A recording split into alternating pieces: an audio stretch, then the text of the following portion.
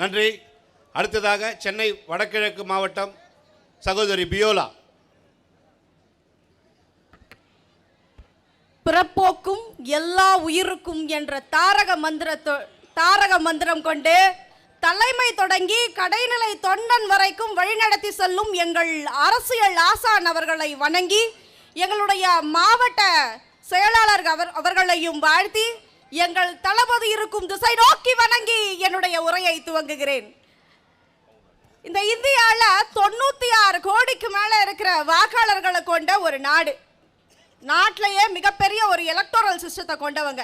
ஆனால் ஒரு மிகப்பெரிய மாநிலத்தோடைய எலக்டோரல் சிஸ்டத்தை ஒரு மாசத்துல இந்த எஸ்ஐஆரை கொண்டு முடிச்சிருவாங்க. இந்த எஸ்ஐஆர்னு போகிற வழியெல்லாம் எல்லா இடத்துலையும் எதாவது பேச்சு. ஆனால் ஒன்று மட்டும் தெரிஞ்சுக்கோங்க சார், மோடி சார் நிறைய சார் தமிழ்நாட்டில் எங்க தளபதி லெஃப்ட் ஹேண்ட்ல டீல் பண்ணவரு. இந்த சார் வந்தாலும் சரி, எந்த சார் வந்தாலும் சரி, எல்லா சாருக்கும் ஒரே பதில் தான். 2026 தொடங்கி நிரந்தர முதலமைச்சர் எங்கள் தளபதி அவர்கள். என்ன ஒரு மைண்ட் செட்ல இந்த எஸ்ஐஆரை கொண்டு வந்தாங்கன்னு சொல்லி எனக்கு இன்னுமே சுத்தமா தெரியல.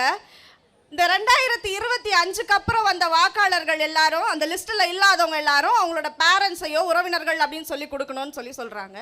நானும் கொடுப்பேன், எங்கள் அம்மாவும் கொடுப்பாங்க. எங்கள் அம்மாவது ஒரு அட்ரஸில் இருக்கும், எந்த ஒரு அட்ரஸில் இருக்கும், எந்த ஒரு ரிஜெக்ட் ஆகும், எங்கள் அம்மாவது ரிஜெக்ட் ஆகும். எண்ட் ஆஃப் த டே தமிழக மக்களுக்கு அவங்க சொல்ல போகிறது உன் ஓட்டு கோயிந்தா. இதுதான் பிஜேபியிலிருந்து தமிழக வெற்றி கழகத்துக்கு கிடைக்க போகிற நீதியா? இல்லை ஏக் பிளேட் பானிபுரி ஆவோ பையா அப்படின்ற மாதிரி வட மாநிலத்தவரை கூட்டிகிட்டு வந்து இங்கே வச்சு தமிழ்நாட்டில் பாஜக கால் விடணும்னு நினைக்கிறீங்களா? நடக்கவே நடக்காது.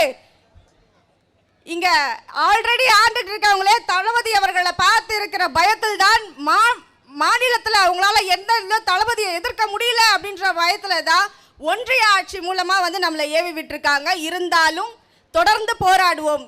ஏன்னா நிறைய பிரச்சனை பண்ணிட்டோம். ஒரு துயர சம்பவத்திலிருந்து மீண்டு வந்திருக்கோம்.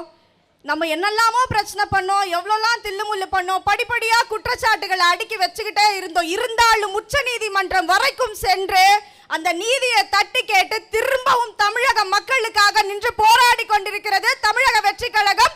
ஒரு மாவட்டத்தில் அல்ல, ஒவ்வொரு மாவட்டத்திலையும் போராடி கொண்டிருக்கிறது. வெறும் கட்சியாக இல்ல, மக்களாக, தளபதியின் உறவாக, தங்கையாக, அண்ணனாக, தம்பியாக, அம்மாவாக ஒவ்வொரு இடத்துலையுமே தன்னுடைய ஆதரவை ஒவ்வொரு மக்களும் தெரிஞ்சுக்கிட்டு இருக்காங்க. அதனால முடிஞ்ச மட்டும் எஸ்ஐஆரை எளிமையாக்குங்க. இல்ல எளிமையாக்க முடியலையா, பழைய எஸ்ஆர்ஆர் அந்த முறையை 2024 கடைபிடிக்கப்பட்ட அதே முறைமையை கொண்டு வாங்க.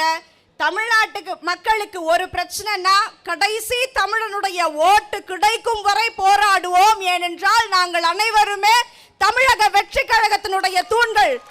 தளபதி மட்டுமில்ல, தளபதியினுடைய தொண்டன் வரைக்கும் அதே தான் இருக்கும். அதனால முடிஞ்ச மட்டும் எங்களுடைய ஓட்டுகளையும் எங்களுடைய வாக்குரிமைகளையும் வாழ்வுரிமைகளாக நாங்கள் கேட்கிறோம். அதை கொடுத்துருங்க. இல்லைன்னா இந்த முறைமைகளை ரொம்ப சிம்பிளாக்குங்க. ஆன்லைன் ப்ராசஸ் ஆகட்டும், ஆஃப்லைன் ப்ராசஸ் ஆகட்டும், பிஎல்ஓக்களை காணோம், எங்க இருக்காங்கன்னு தெரியல. திமுகவுடைய நிர்வாகிகள் வீட்டில் இருக்காங்களா, இல்லை ஸ்கூல்ல இருக்காங்களா, எங்க இருக்காங்கன்னு தெரியல. ஏன்னா அந்த மாதிரியான ஒரு கவர்மெண்ட் ஸ்டாஃப்ஸ் தான் நீங்க போடுறீங்க. அவங்களுக்கும் அந்த பிரைவேட் வேலையும் கவர்மெண்ட் வேலையும் இருக்கும். இந்த ப்ராசஸையும் பார்க்கணும்னா கண்டிப்பா ஒரு மாசம் பத்தாது. நீங்க என்ன பிளான் பண்ணியிருந்தாலும் அது நடக்காதுன்றத மிக திட்டவட்டமா சொல்லிக்கிறோம். எனக்கு வாய்ப்பளித்தமைக்கு நன்றி. உடல் மண்ணுக்கு உயிர் தளபதி அவர்களுக்கு நன்றி. வணக்கம்.